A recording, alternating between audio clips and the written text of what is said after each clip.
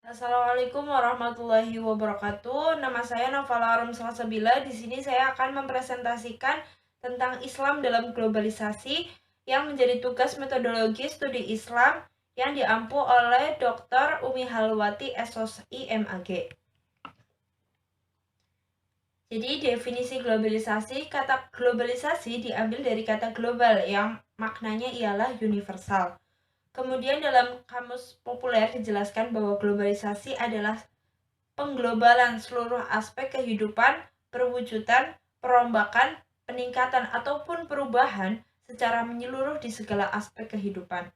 Kemudian menurut Purwantoro mendefinisikan bahwa globalisasi sebagai konsolidasi bangsa-bangsa dan masyarakat yang makin meningkat menuju suatu sistem ekonomi, politik, teknis yang makin mengglobal yang bersifat interdependensi. Dari beberapa uraian di atas, maka kita dapat menyimpulkan bahwa era globalisasi merupakan suatu masa di mana terjadi pengglobalan di seluruh dunia dalam berbagai aspek kehidupan, sehingga sekat-sekat antar bangsa dan negara semakin bias, bahkan nyaris tidak ada. Kemudian pemikiran Islam.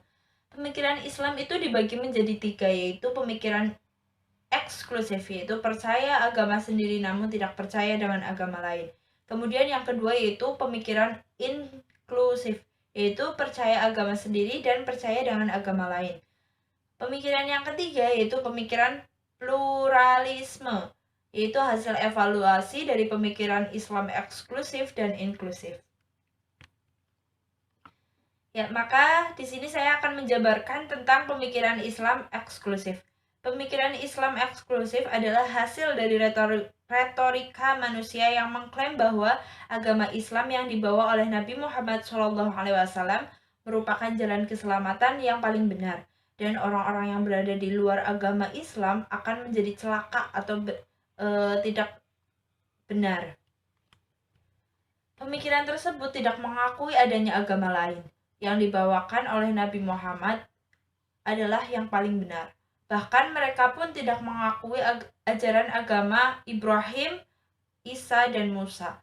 Klaim pemikiran eksklusif ini yang seringkali mendatangkan banyak konflik agama. Pasalnya orang-orang yang menggunakan pemikiran ini menggunakan metode kritis apresiatif. Secara susunan teori, sudah benar cara berpikir mereka, melakukan kritik dan berpikir kritis. Namun karena keinginannya untuk selalu benar, maka mereka cenderung mengkritik saja dan melupakan apresiasi dan toleransi terhadap agama lain. Kemudian pemikiran Islam inklusif. Pemikiran Islam inklusif mengacu terhadap pendapat Muhammad Khalil bahwa agama mereka atau Islam adalah benar dan menawarkan jalan keselamatan menuju surga abadi. Tetapi mereka beragama lain dengan ikhlas akan mendapatkan keselamatan dalam menuju surga. Metode berpikir inklusif ini menggunakan cara dikotomis inklusif.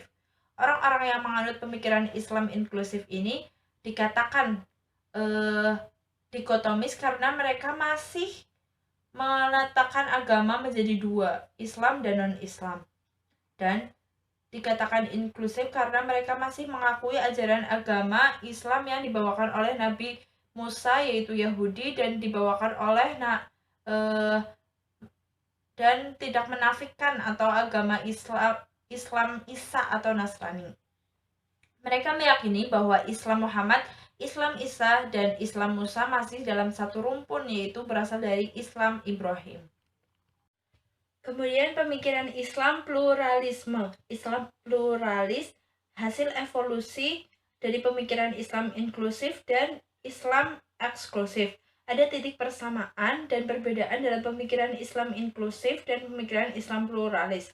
Dua pemikiran tersebut sama-sama mengakui keberadaan agama lain. Bedanya, pemikiran Islam inklusif tidak berpartisipasi aktif terhadap agama lain. Pemikiran inklusif pluralis ikut nimbrung dalam agama lain untuk menghargai perbedaan, namun hati tetap yakin terhadap keyakinan sendiri.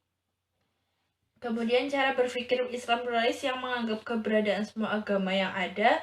Semua agama mempunyai keyakinan adanya Tuhan. Dalam ekspresinya, mereka berbeda. Pada intinya, mereka sama-sama meyakini bahwa Tuhan itu ada dan harus disembah. Dalam pemikiran Islam pluralis, manusia hidup di dalam dunia ini tidak perlu berselisih dan saling menyalahkan satu dengan yang lainnya. Diperlukannya adanya toleransi sehingga bisa hidup rukun dalam satu wilayah ataupun satu negara. Kemudian memposisikan Islam dalam globalisasi. Islam sangatlah relevan sebagai ajaran global. Persoalan kemudian, bagaimana memposisikan Islam dalam menghadapi tantangan globalisasi. Dalam hal ini, dapat digarisbawahi bahwa Islam sebagai ajaran global yang memiliki ajaran universal merupakan bagian yang tidak dapat dipisahkan dari globalisasi.